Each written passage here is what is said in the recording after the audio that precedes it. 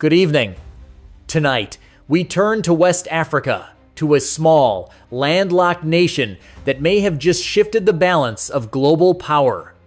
Because what happened recently in Ouagadougou, the capital of Burkina Faso, wasn't merely the arrival of armored vehicles.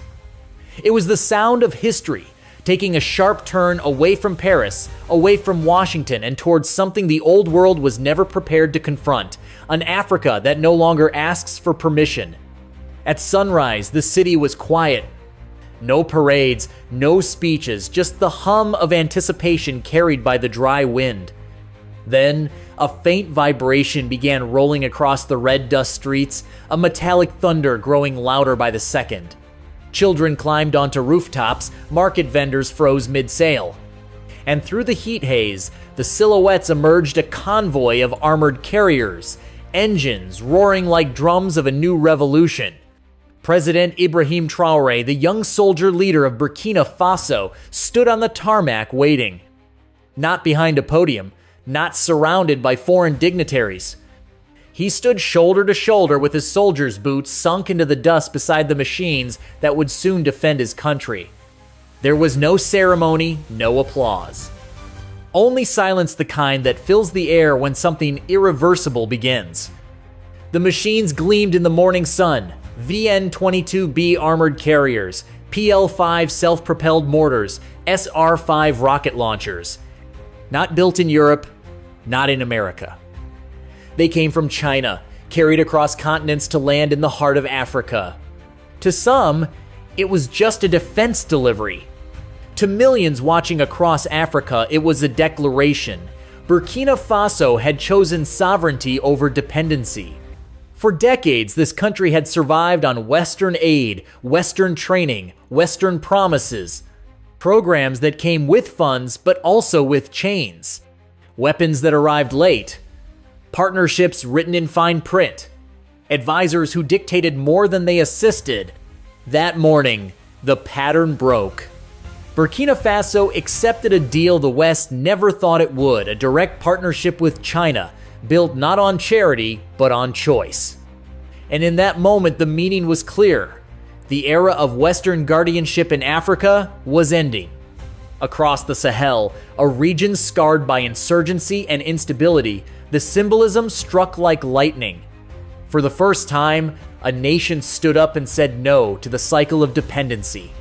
Burkinabe soldiers who had fought for years with fading rifles and empty fuel tanks finally saw help arrive without preconditions. And as those armored vehicles rolled through the capital, something deeper rolled through the hearts of its people, a sense of dignity long delayed. In villages far from the capital, radios crackled with the news. Elders turned up the volume, market stalls fell silent. Men and women listened, and for a moment, they believed their country's struggle was no longer just survival, it was purpose. Traoré said little, but his silence carried more meaning than speeches ever could.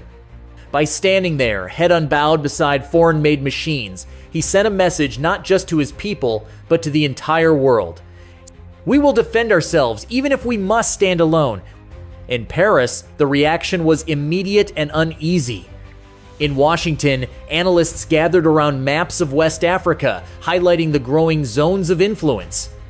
In Brussels, diplomats muttered about strategic risks. Because this wasn't just about Burkina Faso.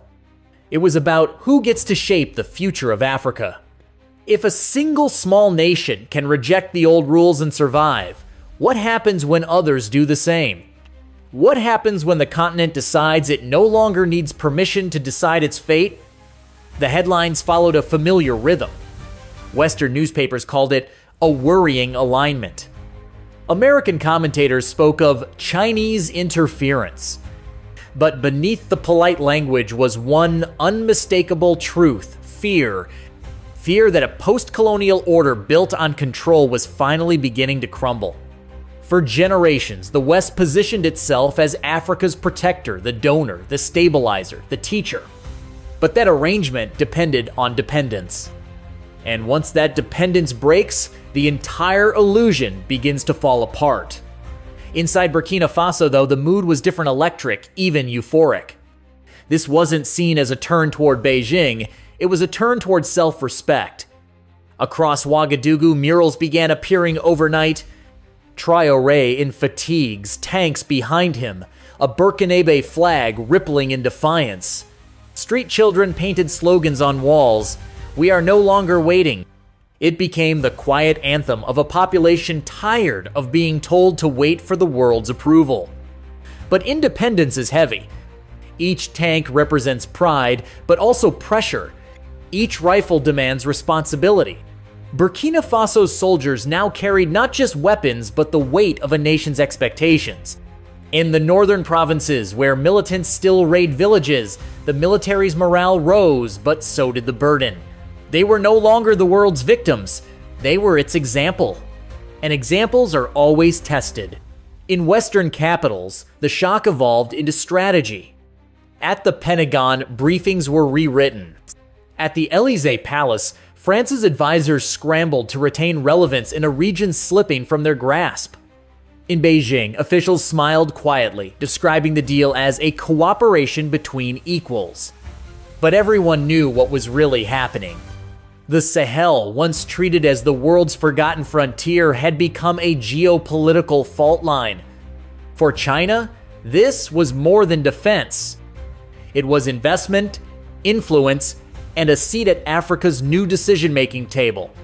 For Russia, it was a chance to expand its own footprint, offering private security and arms.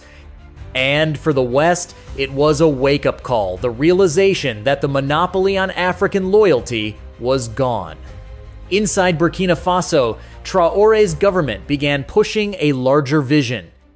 If dependence was the disease, self-reliance had to be the cure. Engineers trained to service imported vehicles locally. Small workshops were funded to produce spare parts and tools. Talks began with Mali and Niger, two neighboring states also rejecting Western control to form a Sahelian defense alliance. Critics abroad called it a drift toward militarism. Supporters at home called it the first steps toward genuine freedom. Because at its core, this wasn't about China, Russia, or France.